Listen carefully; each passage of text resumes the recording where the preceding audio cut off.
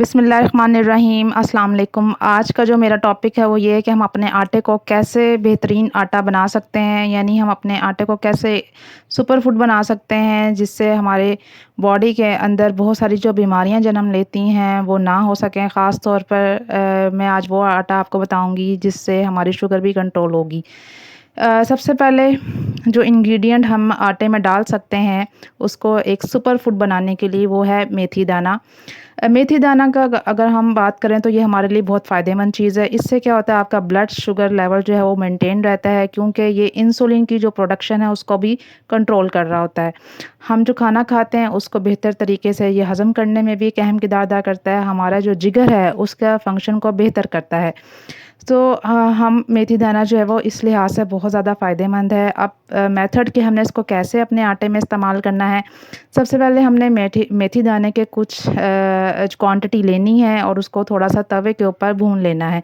उसके बाद हमने इसको पीस लेना है, अच्छी तरीके से इसका पाउडर बना लेना है और फिर उसको हमने आटे में शामिल करना है।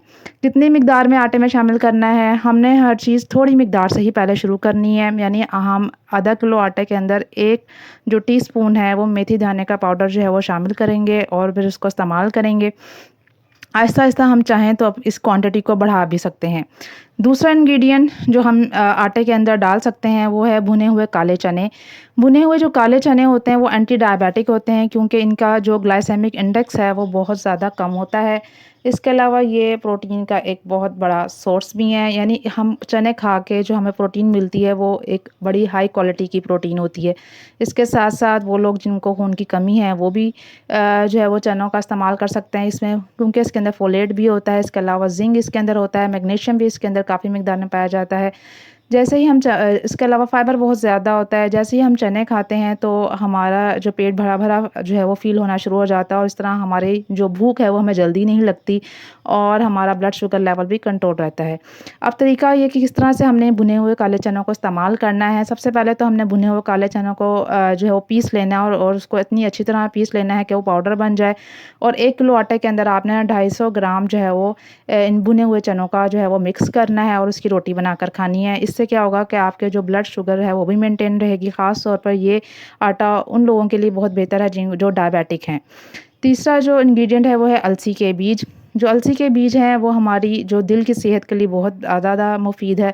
इसके अलावा इसको खाने से हमारे जो जॉइंट्स में जो है वो दर्द नहीं होता। ख़ास तौर पर जो लोग जो आर्थराइटिस के पेशेंट हैं वो अलसी के बीज का इस्तेमाल कर सकते हैं। इसके अलावा इसमें ओमेगा 3 फैट्स होते हैं जो कि हेल्दी फैट्स समझे जाते हैं।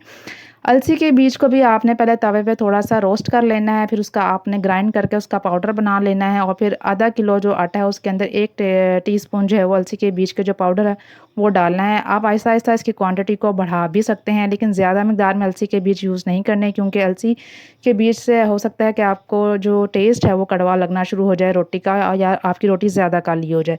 तो इसलिए थोड़ी सी मिकदार ही आपने आटे में शामिल करनी है। अगला इंग्रेडिएंट है तिल। तिलों के अंदर जो है वो कैल्शियम से भरपूर होते हैं। इसके अलावा इसमें एंटीऑक्सीडेंट बहुत ज़्यादा पाए जाते हैं जो हमारे इम्यूनिटी सिस्टम को बहुत ज़्यादा बेहतर करते हैं। तिल के अंदर कैल्शियम ज़्यादा होने की वजह से यह हमारी हड्डियों को भी बहुत ज़्यादा मजबूत करता है। पहले इसका भी तरीका भी यही है कि आपने तिलों को जो है वो पहले रोस्ट कर लेना है, हल्का सा भून लेना है तवे पे ऊपर, फिर उसको आपने पीसना है, ग्राइंड कर लेना है और फिर आपने जो है वो आधा किलो आटे के अंदर 1 टीस्पून जो है वो तिलों का पाउडर को डालना है। तिल जो है वो बेसिकली हम ये समझते हैं कि इसकी जो गर्म होते हैं और इसलिए कोशिश करें कि ये जो तिल हैं वो आप सर्दियों में ही इस्तेमाल करें। इनमें से कोई भी इंग्रेडिएंट अगर आप अपने आटे में शामिल कर लें तो अपने आटे को एक सुपर फूड बना सकते हैं, यानी आपका आटा आपका ज़रूरत से ज़्यादा आपके लिए फ़ायदेमंद हो जाएगा।